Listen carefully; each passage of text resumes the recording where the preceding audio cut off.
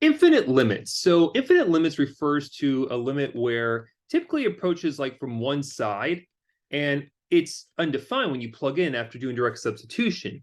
And the reason why is because the visual of this graph will have a vertical asymptote at x equals 2.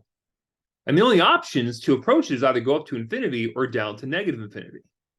So one way to do this is just to plug in a number on the correct side, okay? In this case, it's 2 from the positive end, so we're looking over here or down here. So you do have to be careful. Is it 2 from the positive end or is it 2 from the negative end, okay?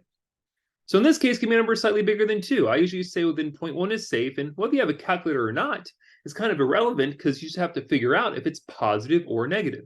The top is positive, the numerator is positive, the denominator, the bottom is also positive. So positive over positive, that will give you ultimately infinity, which is positive infinity. So it's going up in this direction to infinity. That's just one example. As another example, if I gave the limit as x approaches, let's do like 2 from the positive again. We'll go like x over x, let's see, 2 minus x. In this case, I plug in, I get like 2 over 0. So once again, this is undefined. It's not indeterminate. Indeterminate would be like 0 over 0. This is undefined. If I plug in a close number again, I'll plug in a number greater than 2. So plug in 2.1 into the expression. 2.1 over 2 minus 2.1. I'll get a positive over a negative, and the answer here would be negative infinity.